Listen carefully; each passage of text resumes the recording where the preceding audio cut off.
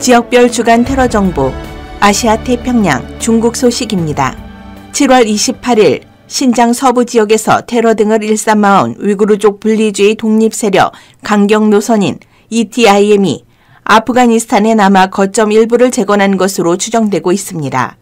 UN 보고서에 따르면 터키 이슬람당으로 알려진 ETIM은 파키스탄 탈레반 알카에다와 연계된 급진단체 자마트 안샬루야와 관계를 지속하고 있으며 중국의 이익을 반하는 테러 공격을 계획하고 있고 아프간 북동부 바다의샨에 여러 거점을 재건하고 테러 활동 역량을 향상시키기 위해 작전 지역을 확장하고 무기를 은밀히 구매했다고 전했습니다.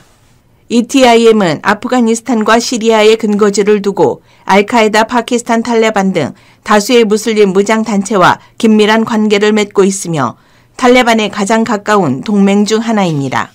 중국의 위협이 되는 인근 테러 단체는 또 있습니다. 급진 순위파 무장단체 이슬람 국가 IS의 분파 IS 호라산 ISK, 최근 들어 위구르인을 대원으로 영입하고 있어 중국이 IS 호라산의 표적이 될 수 있습니다. UN 보고서에도 ETIM 소속 위구르 전사 50명이 IS 호라산에 편입됐다는 내용이 나오고 있습니다. 이들의 세력이 점점 강해질 경우 탈레반이 테러를 저지하는 데도 한계가 있을 수 있다고 전했습니다. IS 호라산은 IS의 아프간 지부격인 무장단체이며 탈레반 알카에다와 같은 순위파지만 탈레반은 IS나 알카에다에 비해 덜 급진적인 편에 속한다고 말합니다. IS 호라산은 지난해 10월 아프가니스탄 북동부 쿤두주주 시아파 모스크에서 자살 폭탄을 감행한 뒤 해당 테러를 직접 실행한 주체가 위구르 무슬림이라고 선전한 바 있습니다. 당시 테러로 50명이 사망하고 140여 명이 부상하면서 미국의 아프간 철군 이후 최대 규모 피해가 발생했습니다. 아프간 소식입니다. 8월 1일 미국 CIA는 아프간에서 911 테러 주범 국제 테러 조직 알카에다 리더 아이만 알자와히리를 드론 공습으로 사살했습니다. 알자와리는 911 테러를 일으킨 오사마 빈 라덴의 후계자로 알려져 있습니다. 카이로 대학에서 의학학위를 취득하고 근위관으로 잠시 복무했으나 일찍이 반정부 인사인 삼촌의 영향을 받아 1981년 사다트 당시 이집트 대통령 암살 사건에 연루되어 수감됐습니다. 그는 사다트가 암살된 후 3년을 감옥에서 보냈으며 석방된 후에는 파키스탄으로 가서 소련의 아프가니스탄 점령에 맞서 싸우다 다친 무자헤딘 반소련 이슬람 반군 전사들을 치료했습니다. 그때 빈 라덴을 만났고 1998년 5월 자신의 테러 단체인 이슬람 지하드가 알카에다와 합병됐었습니다. 그는 당시 민간이든 군인이든 미국인들과 그들의 동맹국들을 죽이고 싸우는 판단은 모든 이슬람 교도들에게 의무다라고 선언했으며 미국에 대한 공격은 200명 이상이 사망한 케냐, 탄자니아 주재 미 대사관의 자살 폭탄 테러로 시작했습니다. 이후 2001년 민간인 약 3,000명을 숨지게 한 911 테러를 계획하는 데 함께했고 빈 라덴을 사살한 뒤에는 알카에다 지도자 자리에 올랐습니다. 지난해 6월 UN 보고서는 그가 아프가니스탄과 파키스탄의 국경 지역 어디엔가 위치했으며 건강이 좋지 않아 활동하기 쉽지 않다고 조정했습니다. 중동, 북아프리카 이란 소식입니다. 7월 31일 동부의 아프가니스탄과 국경지대에서 국경 수비 경찰과 탈레반군이 서로 총격전을 벌였습니다. 이란 내무부 장관은 아프간 국경의 부대가 새로운 도발적 행동으로 이란 국경 수비대를 향해 먼저 총탄을 발사했기 때문에 이란군도 교전을 하지 않을 수 없었다고 밝혔습니다. 그는 양측의 충돌이 1시간쯤 계속되었으며 이란 수비대가 결국 상황을 통제했다고 전했습니다. 이란은 그동안 아프간의 탈레반 정부에게 국경 수비대에게 현지의 지정학적, 경계와 국경선, 제한구역 등을 숙지시켜서 불필요한 충돌이 없게 해달라고 되풀이해 부탁해왔습니다. 이에 대해 아프가니스탄 톨로뉴스는 국경지대 님로스주에서 탈레반군과 이란군의 충돌로 탈레반 병사 1명이 죽고 다른 1명이 부상을 입었다는 국경사령관의 말을 인용하여 보도했습니다. 이라크 소식입니다. 7월 30일 이라크의 반이란 성향 시아파 정치인 무크타다 알사드르의 지지자들이 또다시 수도 바그다다의 국회의 사당을 습격해 최고 민간인 100명과 보안군 25명이 다쳤습니다. 이들의 점거 농성으로 이라크의 정치적 갈등은 더욱 고조되고 있습니다. 알사드르 지지자들의 시위 규모와 충돌 강도는 며칠 사이 더욱 커졌습니다. 경찰은 최루탄과 기절 수류탄 등을 쏘며 대응했지만 시위대는 경찰의 저지선을 무너뜨리고 의사당을 점거했습니다. 국회는 당분간 모든 일정을 중단한다고 밝힌 상태입니다. 시위는 친이란파 총리 지명을 둘러싼 갈등에서 촉발됐습니다. 반이란 민족주의 성향 알사드르가 이끄는 사이룬 정파는 지난해 10월 총선에서 의회 최대 세력이 됐지만 과반을 차지하지는 못했습니다.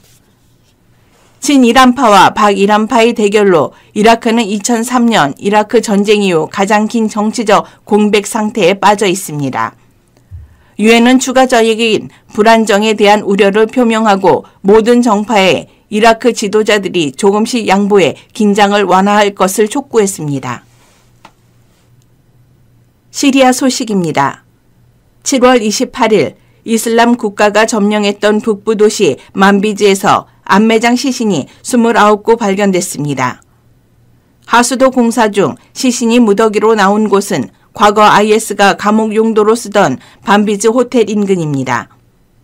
IS는 2014년 이 도시를 점령했으나 2년 뒤 국제연합군의 반격으로 통제권을 잃었습니다.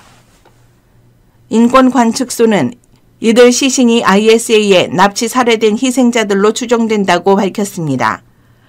IS는 2019년 패망했지만 이들에게 끌려간 많은 외국인들은 여전히 실종 상태에 있습니다. IS 잔당은 시리아, 이라크 등지에서 쿠르드 민병대나 정부군과 산발적인 테러를 감행하고 있습니다. 사하라 이남 아프리카 마다가스카르 소식입니다. 8월 1일 수도 안타나나리보에서 서쪽 100km 떨어진 안카조베의 한 마을에서 무장 세력의 무차별 공격으로 32명이 사망하는 사건이 있었습니다. 현재 이 참극을 벌인 공격자들을 추적하기 위해서 지상군 수사대와 함께 항공기와 헬기 등을 총동원하고 있습니다. 이번 공격으로 죽은 희생자들이 7가구의 주민들이며 그 가운데는 여성과 어린이들, 아기들까지 포함되어 있다고 전했습니다. 이들은 한 주택에 모여 피신을 하면서 돌을 던져 무장군 사격에 맞서기도 했던 것으로 전해졌지만 공격 부대는 AK-47 소총 3정과 MAS-36 소총 8정의 권총으로 무장하고 있었으며 해당 주택을 1층부터 송두리째 불태웠습니다. 그들은 주민들을 가둬놓고 탈출하려고 하는 사람부터 총살했다고 전했습니다. 부르키나파소 소식입니다. 7월 27일 러시아의 영내 세력 확장 수단으로 지목되는 용병단 와그너 그룹의 다음 목적지가 부르키나파소가 될 것이라고 전했습니다.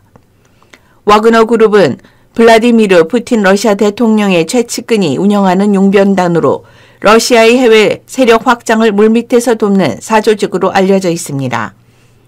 이 집단은 2014년 우크라이나 동부 돈바스 지역에서 친러시아 성향 분리 독립주의 세력을 지원하면서 악명을 떨쳤고 그 뒤에 시리아, 리비아, 말리, 중화공, 수단, 베네수엘라 등 푸틴 대통령과 가까운 독재자의 요청이 있는 곳에 동원됐습니다.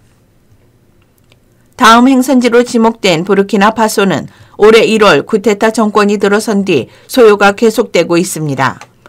특히 올해 2월 말 발생한 우크라 전쟁 여파로 식량이 부족해 민심이 들끓고 있습니다. 와그너 그룹은 말리의 쿠데타가 발생하자 서방 국가의 반대에도 작년 12월 용병 수백 명을 보냈습니다. 실제 말리 새 집권 세력이 와그너 그룹에 월 1천만 달러 상당의 현금과 광물 채물권을 제공하는 것으로 알렸습니다. 소말리아 소식입니다.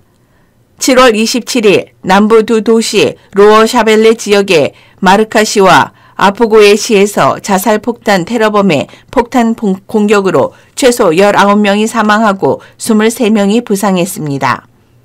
이슬람 극단주의 무장단체인 알샤바브는 폭탄 공격이 자신들과 연관이 있다고 인정했습니다.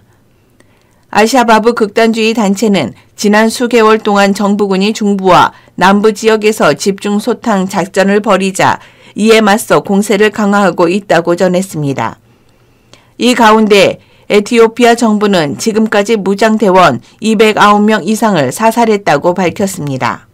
미국 소식입니다.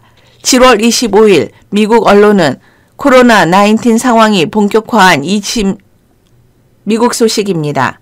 7월 25일 미국 언론은 코로나19 상황이 본격화한 2020년 3월 19일부터 21년 3월 31일 신고된 자국 내 아시안 중호 범죄는 11,467건이며 이 중 한인 대상 범죄는 중국계에 이어 두 번째로 많은 1,835건이라고 보도하였습니다. 유형별로는 괴롭힘 67%, 복행 17%, 의도적 기피행동 16%, 온라인 증오 9%로 조사되었습니다. 유엔 소식입니다. 8월 1일부터 26일까지 유엔은 한 달 가까이 191개 회원국이 참석하는 NPT 평가회의를 진행합니다. 평가회의는 1969년 체결된 NPT의 핵 억제 결의와 실천 의지를 5년마다 확인하는 자리로 코로나19 팬데믹 상황으로 올해 8월로 연기됐었습니다. 7년 만에 열린 이번 회의의 최대 화두는 당연히 러시아의 우크라이나 침공입니다. 러시아는 핵무기를 세계에서 가장 많이 보유한 나라인데다가 올해 2월 24일 우크라이나를 침공한 이후 여러 차례 핵무기 사용 가능성을 거론했고 남부 자포리자 원전을 공격하거나 군사 기지화하는 등 실제 핵 위협을 가했기 때문입니다. 이는 핵 보유국의 핵 군축, 핵 비보유국의 핵무기 금지, 원자력 에너지의 평화적 이용 등 NPT의 3대 원칙을 심각하게 뒤흔드는 행위로 평가되고 있습니다.